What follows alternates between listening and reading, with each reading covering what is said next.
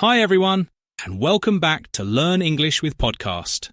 Today, we're diving deep into a topic that's on everyone's mind, the science of happiness. What is it that makes people truly happy?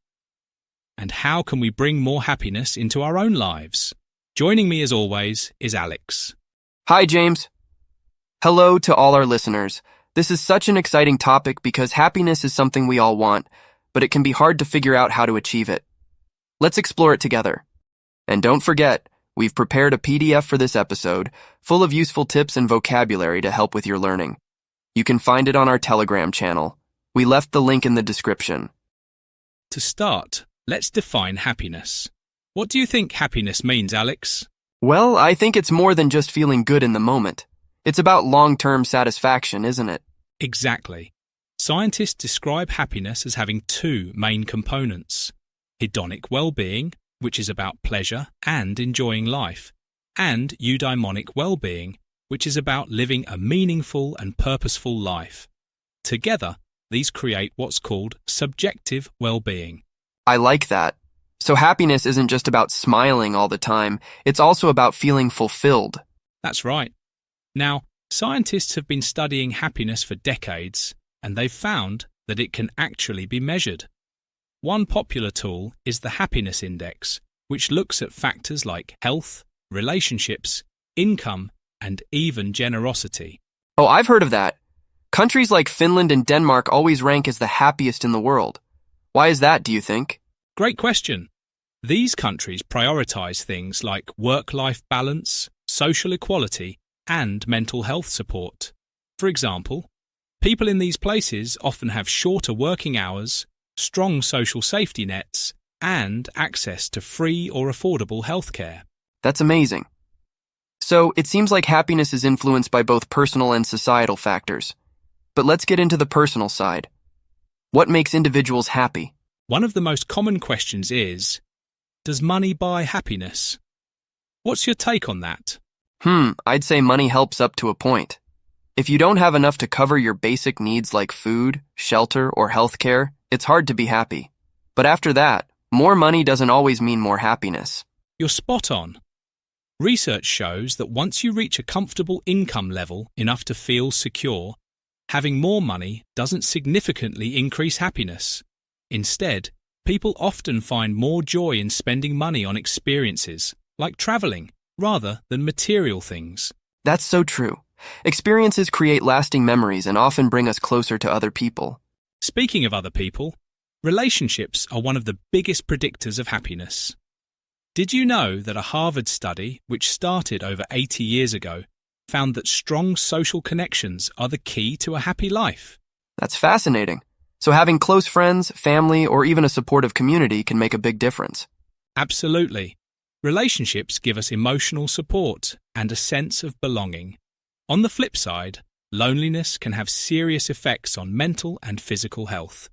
That's a good reminder to spend time with the people who matter to us. Now, let's talk about things we can do to boost our own happiness. One simple but powerful habit is practicing gratitude. I've heard about that. It's when you focus on the things you're thankful for, right? Exactly. For example, keeping a gratitude journal, writing down 3 things you're grateful for every day has been shown to improve mood and reduce stress. That sounds easy to do, and it shifts your focus from what's going wrong to what's going right. Another great habit is mindfulness, which means being fully present in the moment. Practices like meditation or deep breathing can help you stay calm and reduce negative thoughts. I've tried mindfulness before, and it really helps me feel more relaxed. That's great. Physical activity is another powerful tool. Exercise releases endorphins, which are chemicals that make us feel good. Even a 20-minute walk can lift your mood. So happiness isn't just about what we think, it's also about what we do. Exactly. And one of the most surprising findings is that helping others can make you happier. Acts of kindness like volunteering, helping a neighbour, or even donating to charity create a sense of purpose. That's a lovely idea. When you give, you not only make someone else happy, but also feel more connected and fulfilled yourself. It's a win-win. And don't forget the importance of learning. Trying something new, like learning a language or picking up a new hobby, keeps your mind active and gives you a sense of achievement. That's so true. I always feel proud when I accomplish something new. One more thing to consider is rest. Getting enough sleep is crucial for emotional well-being. When we're tired, we're more likely to feel stressed or irritable. Absolutely. A good night's sleep makes everything seem better. And what about reflecting on life? That's another great point. Taking time to reflect on your goals and values helps you stay aligned with what truly matters to you. So happiness isn't something that just happens. It's something we create through our choices and actions.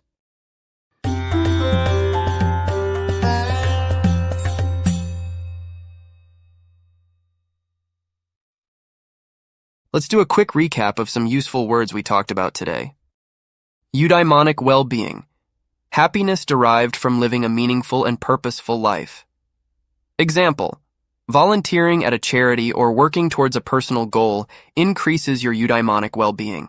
Hedonic well-being. Happiness that comes from pleasure and enjoyment. Example: eating your favorite dessert or watching a comedy show contributes to your hedonic well-being. Gratitude journal, a notebook where you write things you're thankful for. Example: she writes in her gratitude journal every night to focus on the positive things in her life. Subjective well-being. A person's own evaluation of their happiness and life satisfaction. Example: in surveys, participants rated their subjective well-being on a scale from 1 to 10. Endorphins, chemicals in the brain that reduce pain and increase happiness. Example: a quick jog in the morning releases endorphins, which improve your mood. Mindfulness. The practice of being fully present and aware of the moment. Example: during yoga, mindfulness helps you focus on your breathing and relax.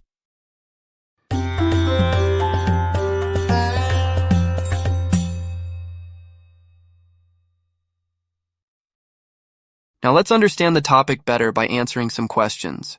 First question: what is the role of relationships in happiness?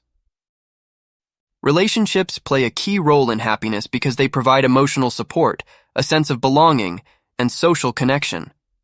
Studies, like the Harvard study on happiness, have shown that strong relationships are one of the most important factors for long-term well-being. Loneliness, on the other hand, can negatively affect both mental and physical health. Next question: how can practicing gratitude improve happiness? Practicing gratitude helps by shifting focus from negative thoughts to positive ones. For example, keeping a gratitude journal where you write down 3 things you're thankful for each day has been shown to reduce stress and improve mood. This habit encourages a more optimistic outlook and helps people appreciate the good things in their lives. To summarize, happiness is a mix of internal habits and external factors. Building strong relationships, practicing gratitude, staying active, being mindful, helping others, and learning new things are all ways to increase happiness. And remember, happiness isn't a destination, it's a journey. Small changes in your daily routine can make a big difference over time. Well said, Alex. Thanks for joining us, everyone. We hope today's episode inspires you to take steps toward a happier life. And don't forget to practice your English by listening to us regularly. See you next time.